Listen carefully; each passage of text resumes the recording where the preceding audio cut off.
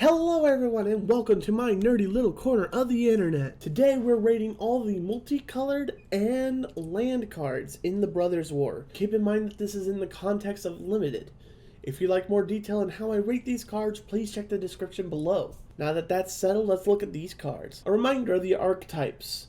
Now with that in mind, let's go look at these cards. Arbalest Engineers is a very nice utility creature with those 3 enter the battlefield options are good for almost every situation. Battery Bearer is really good, turning all your creatures into power stones, allowing you to ramp into those big creatures very quick. Deathbloom Ritualist is a 3/5/5 as a baseline that can get you a lot of mana in the black-green archetype. Evangelist Synthesis triggers the second draw on his ATB alone. Then, if this triggers again, he becomes a 3/3 menace for 2. Falaji Vanguard pumps your board the bigger you get your board.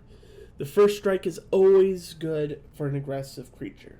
Hajar Loyal Bodyguard is good only if you have good legendary creatures for him to protect, and that's not really guaranteed in this set. Harbin Vanguard Aviator says if you attack with 5 or more soldiers, you win the game.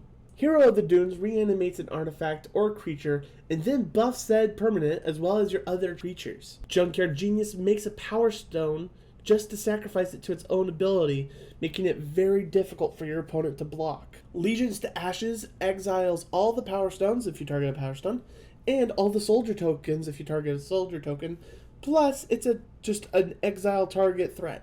Mishra, claimed by Gix, will win you any race that you're in, especially if you can manage to meld him. Mishra, Tamer of Makfawa, turns all your permanents into 2-for-1s, and lets all your artifacts return with Unearth. Queen Caleb Bin Krug is meant for constructed. If you build around her, she could be really good, but I don't see it happening too often.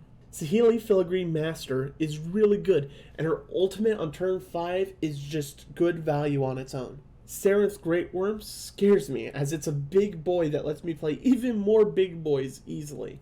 Skyfisher Spider is removable on a body, and it gains life whenever it dies. Tanos the Toymaker doesn't have many beasts or birds to copy in this set. Third Path Iconoclast can be very good if built around the prowess mechanic. Takasia Digsite Mentor is a build around that can destroy the game.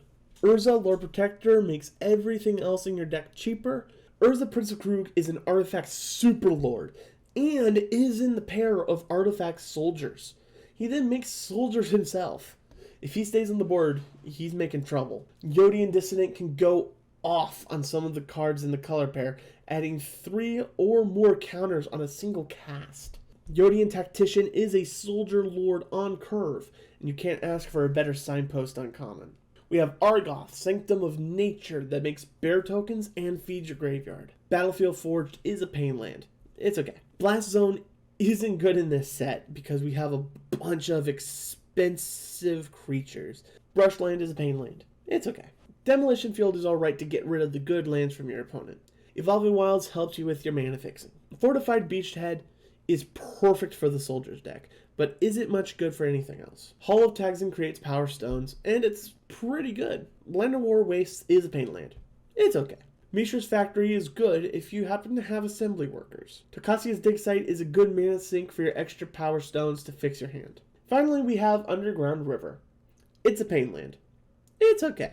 I hope you like my ratings of the multicolored and land card for Brothers War. If you liked my video, please make sure to like and subscribe so that you can see the other videos that I have for Brothers War pre-release and other limited material. I hope that you have a great day. Bye.